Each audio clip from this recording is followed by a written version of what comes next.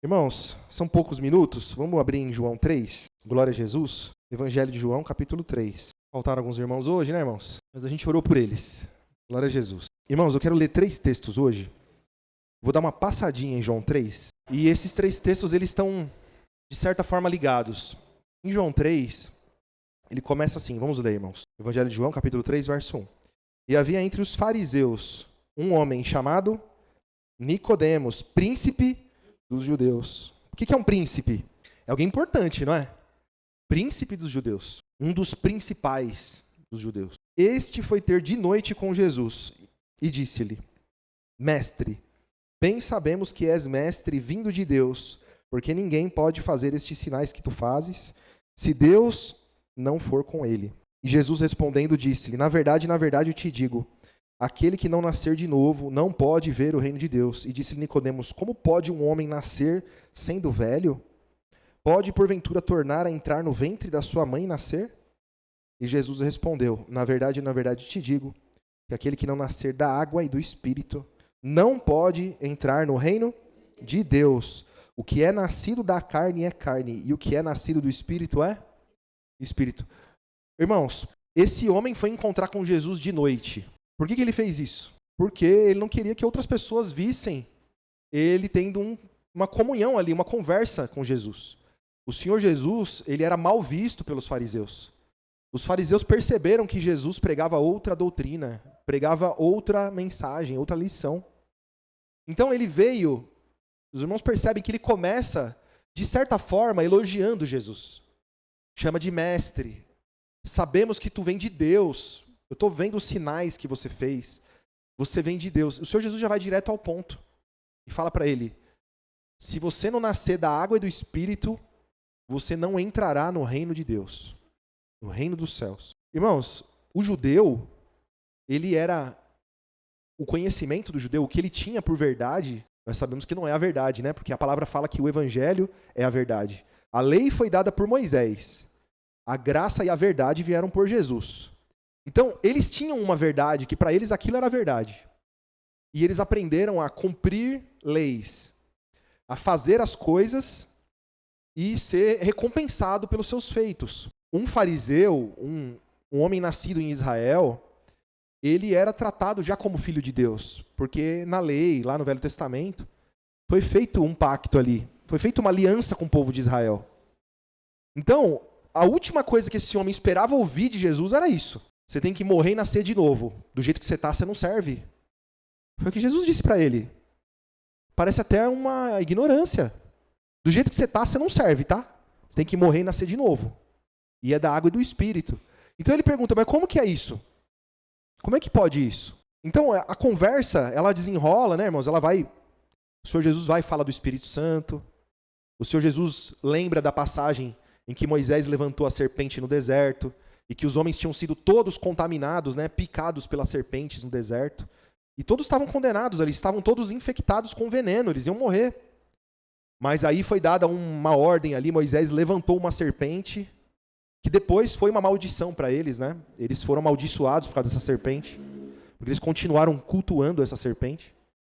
Mas o fato é que o Senhor Jesus disse, olha, assim como foi levantada uma serpente e todos os homens estavam condenados, infectados à morte, né? Porque o veneno era fatal, assim importa que seja levantado o Filho do Homem, seja levantado, eu seja levantado. Ou seja, que vocês passem a olhar para mim, porque vocês estão todos mortos. O capítulo 16, o verso 16, irmãos, perdão, é capítulo 3 mesmo, verso 16. Porque Deus amou o mundo de tal maneira que deu o seu Filho unigênito, para que todo aquele que nele crê não pereça, mas tenha vida. Então ele falou isso depois de ter usado essa figura. Olha, vocês estavam condenados à morte no deserto, infectados lá, picados por víboras. É o aguilhão da morte, né? E aí, para que vocês não morressem, o Senhor lá no deserto levantou, mandou Moisés criar uma serpente de bronze. E quem olhasse e venerasse aquela serpente, adorasse, enfim, se prostrasse aquela serpente, o veneno não tinha mais poder, a pessoa não morria. Não morria? Todos morreram no deserto, né? Não morreram naquele momento, mas depois eles morreram.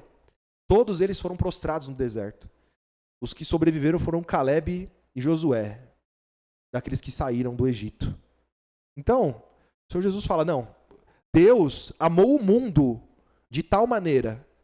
Então, não amou o judeu, não amou o povo de Israel, amou o mundo, a fim de que todo aquele que nele crê não pereça, mas tenha a vida eterna. É qualquer um que crê. Então, irmãos, agora nós vamos pular para o capítulo 4, glória a Jesus, que é a conversa de Jesus com a mulher samaritana. Vamos abreviar aqui um pouquinho, irmãos? Vamos para o verso 3. Deixou a Judéia e foi outra vez para Galiléia, e era necessário passar por Samaria. Foi, pois, a uma cidade de Samaria chamada Sicar, junto à herdade que Jacó tinha dado ao seu filho José. E estava ali a fonte de Jacó. E Jesus, pois, cansado do caminho, assentou-se assim junto da fonte. E era isso quase a hora sexta, ou seja, meio-dia, né? Imagina que o meio-dia é um horário que todo mundo está com fome, é um horário do dia que é o horário mais quente do dia. O Senhor Jesus para nessa fonte, enquanto os discípulos deixaram ele sozinho, foram comprar comida. Glória a Jesus. E veio uma mulher, verso 7, de Samaria tirar água, e disse-lhe, Jesus disse a ela, né? Dá-me de beber, porque os seus discípulos tinham ido à cidade comprar comida. Disse-lhe, pois, a mulher samaritana, como sendo tu judeu, me pedes de beber a mim, que sou mulher samaritana? Porque os judeus não se comunicam com os samaritanos. Jesus respondeu e disse-lhe, se tu conheceras o dom de Deus, e quem é que te diz, dá-me de beber, tu lhe pediria, e ele te daria água viva. Então, irmãos, é importante, essa passagem, ela não aconteceu, João não escreveu esse texto por acaso, após a história de Nicodemos.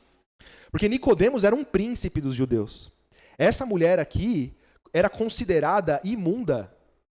Essa mulher aqui, samaritana, para o povo de Israel, ela era imunda. Alguém samaritano era alguém imundo. Tanto é que eles xingavam, você é samaritano, era um xingamento. Chamar alguém de samaritano. E o Senhor Jesus conversa com essa mulher, e até ela ficou espantada. Como que você, sendo judeu, fala comigo, que sou samaritana? Então o Senhor Jesus diz o que para ela? Se você soubesse quem fala com você, você lhe pediria água, e ele te daria água viva. Glória a Jesus.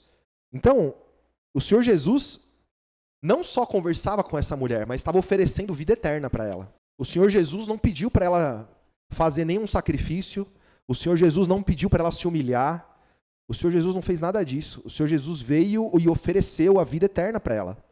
Foi de uma forma misteriosa? Foi. Mas os irmãos vão ver que o Senhor Jesus ele abre a verdade para ela. Verso 11. Disse-lhe a mulher, Senhor, tu não tens com o que atirar, e o poço é fundo. Onde, pois, tens a água viva? Então ela não entendeu nada do que o Senhor Jesus falava. E ela continua, és tu maior do que o nosso pai Jacó, que nos deu o poço, bebendo ele próprio dele, e os seus filhos, e o seu gado? E Jesus respondeu e disse-lhe, qualquer que beber dessa água tornará a ter sede, mas aquele que beber da água que eu lhe der, nunca terá sede, porque a água que eu lhe der se fará nele uma fonte de água que salte para a vida eterna.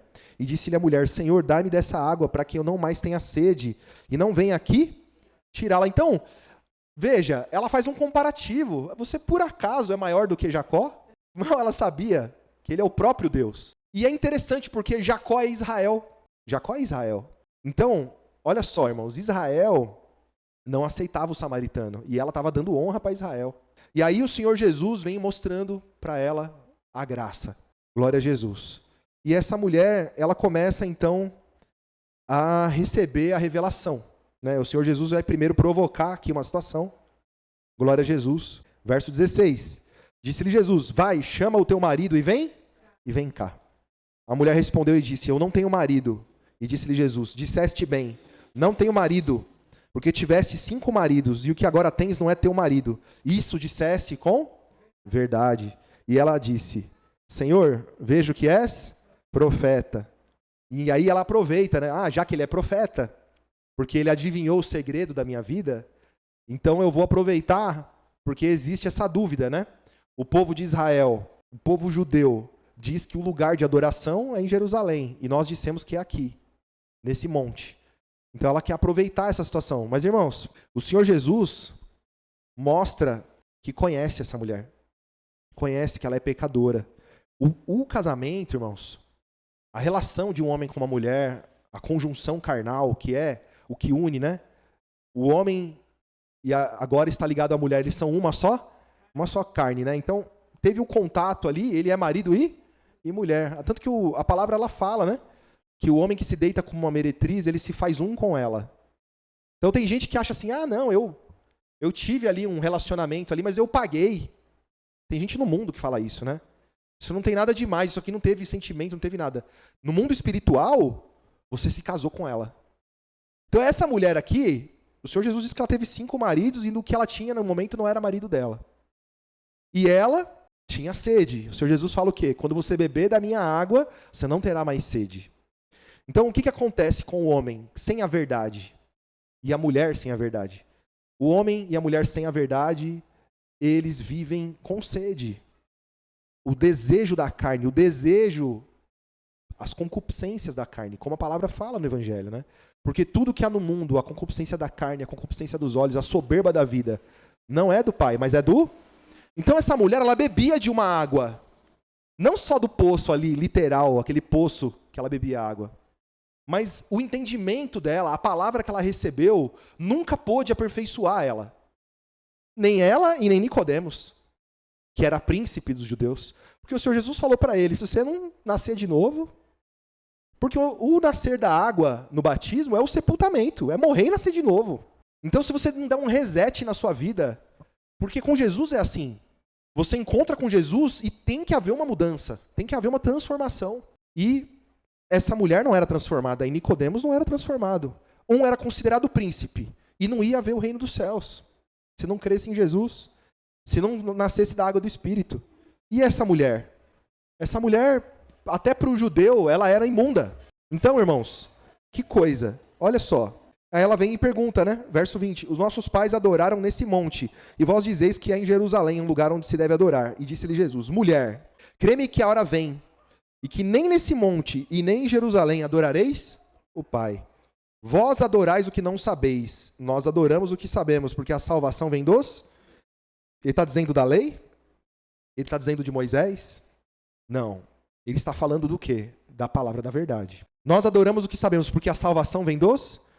Porque a profecia dizia que ele viria da linhagem de Davi, que é da tribo de Judá. Por isso que quem nasceu em Judá é judeu.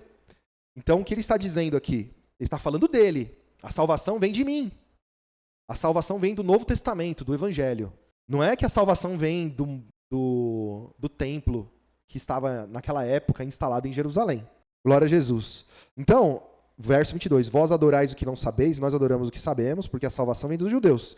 Mas a hora vem, e agora é, que os verdadeiros adoradores adorarão o Pai em espírito e em verdade. Porque o Pai procura tais que assim, os verdadeiros, porque muitos adoravam o Deus Criador, mas não eram adoradores verdadeiros.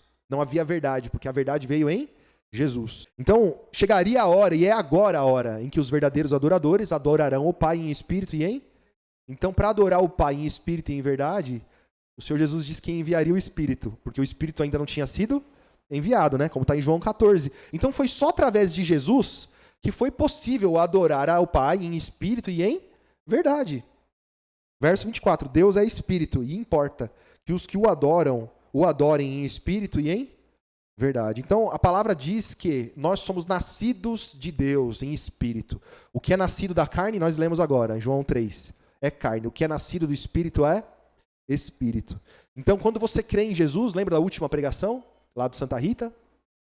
A pregação de Santa Rita falava exatamente sobre isso. Que nós éramos filhos de Adão, pecadores, condenados, sem nenhuma chance de salvação. Mas veio Jesus, morreu por nós, pagou a nossa dívida e abriu a porta, né? Ele é a porta. Quem entrar pela porta recebe o Espírito e é nascido, é gerado de Deus. Então ele passa a ser uma criatura espiritual. Só é possível adorar a Deus em espírito e em... Porque Deus é espírito. Então foi só através de Jesus que os homens passaram a verdadeiramente adorar a Deus. Então, que coisa, né? Verso 25. A mulher disse-lhe, eu sei que o Messias, que se chama Cristo, vem. Quando ele vier, nos anunciará tudo. E Jesus disse-lhe, eu o sou, que falo contigo. Então veja que Nicodemos, ele vem agradando Jesus, ele vem com uma conversa mole, você é mestre, você faz coisas lindas, as suas obras são grandiosas. O Senhor Jesus falou o quê? Se não nascer de novo. Então ele queria tirar de Jesus, eu sou o Messias. Ele queria receber essa resposta. Talvez ele tivesse interessado em saber como entrar no reino dos céus, como aconteceu, por exemplo, com o jovem rico. Mas o fato é que o Senhor Jesus se revelou a uma mulher samaritana, a uma mulher pecadora, a uma mulher que era a escória da sociedade. Essa mulher aqui recebeu uma revelação. Eu sou o que falo contigo.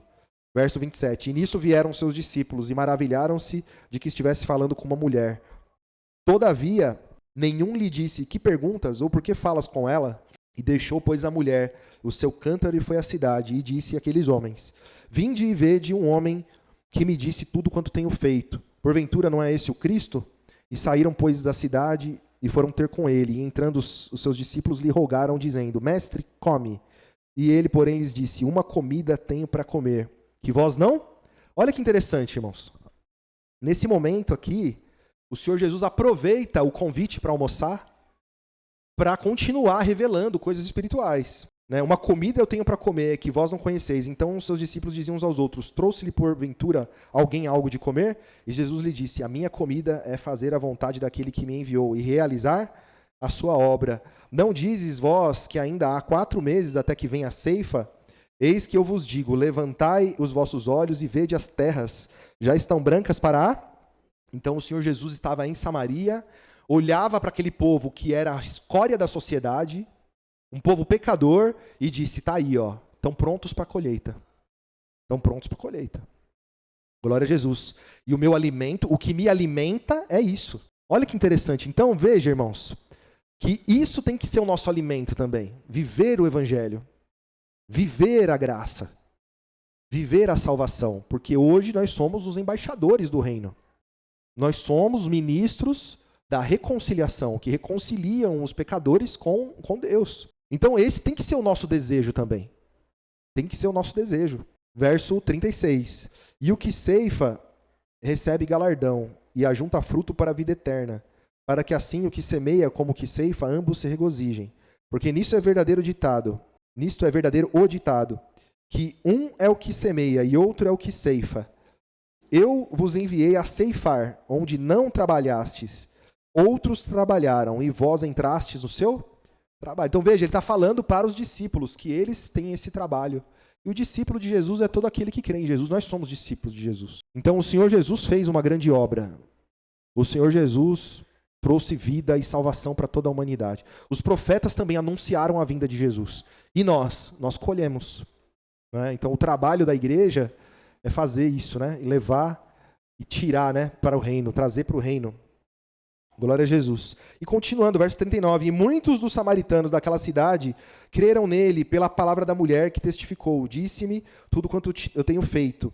Indo, pois, ter com ele, os samaritanos rogaram-lhe que ficasse com eles. E ficou ali 2 dias. Glória a Jesus. E muitos mais creram nele por causa da sua... E Nicodemos? Nicodemos foi passar alguns minutos à noite com Jesus. Ele ficou 2 dias com os pecadores. E eles viram milagres, viram sinais, receberam o evangelho, receberam a palavra. Glória a Jesus. Verso 42. E diziam à mulher, já não é pelo teu dito que nós cremos, porque nós mesmos o temos ouvido. E sabemos que este é verdadeiramente o Cristo, o Salvador? O Salvador do mundo. Glória a Jesus. Olha que coisa linda, né, irmãos? Então o Senhor Jesus Cristo, ele veio para todos. Só que nem todos o recebem. Nem todos. O pecador, o mais pecador, aquele que é desconsiderado pelas igrejas, desconsiderado por qualquer grupo nesse mundo, seja na sociedade, seja qualquer coisa, na família, se ele se encontra com Jesus, com o coração quebrantado, ele é amado, ele recebe a graça, a salvação. Olha só, verso 43, volta de Jesus a Galileia, porque era a terra dele, né? E 2 dias depois, partiu dali e foi para Galileia, porque Jesus mesmo testificou que um profeta não tem honra na sua própria pátria. Chegando, pois, a Galileia, os galileus o receberam, vistas todas as coisas que fizeram em Jerusalém no dia da festa, porque também eles tinham ido à festa. Então, irmãos, eu queria ler mais um texto, mas o tempo já foi. Glória a Jesus. Que era o texto de Cornélio, o centurião, lá em Atos, capítulo 10. Então, quem tiver interesse, leia o capítulo todo. Ali tem uma revelação Tanto Cornélio era um centurião. O que é um centurião? É como se fosse um capitão, um general de um exército romano, um homem que estava ali trabalhando não por Israel, mas a favor, né, contra Israel. Mas esse homem fazia esmolas, esse homem tinha o desejo de fazer o que era agradável a Deus. Ele conhecia a Deus de alguma forma, muito simples. Tinha salvação? Não tinha. Mas foi Pedro que foi enviado lá para levar a salvação para ele. E pregou o evangelho para ele. Mas antes de pregar o evangelho, Pedro ainda precisava aprender que Deus não faz acepção de pessoas. Deus não faz acepção de pessoas. O homem faz, Deus não faz. Não tem branco, não tem preto, não tem santo, não tem pecador. Todo homem precisa de salvação.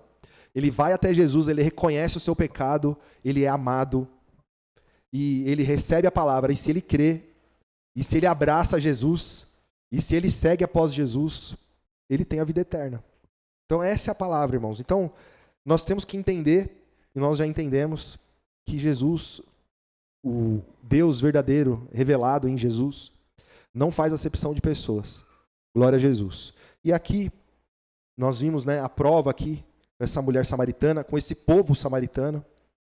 E glória a Jesus, que nós vimos também o cumprimento na vida da igreja, depois que o Senhor Jesus ressuscitou, com essa obra.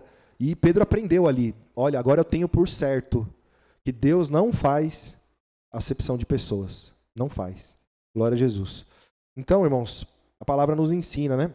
É todo aquele que nele crê. Bendito é o nome de Jesus. Então, irmãos, nós temos que permanecer crendo, guardando o evangelho. O evangelho é o poder de Deus para a salvação de todo aquele que crê. E o evangelho, ele começa em Mateus e termina lá em Apocalipse. Fora disso, não é evangelho. Pode até ter apontamentos para Jesus, revelações que apontam para Jesus, mas não existem lições para nós. As lições estão no Novo Testamento. Glória a Jesus. Então nós temos que permanecer firmes e constantes, irmãos. Em nome de Jesus. E que nós possamos trabalhar nessa obra que o Senhor Jesus plantou. Amém, irmãos? Vamos agradecer, vamos ficar de pé em nome de Jesus.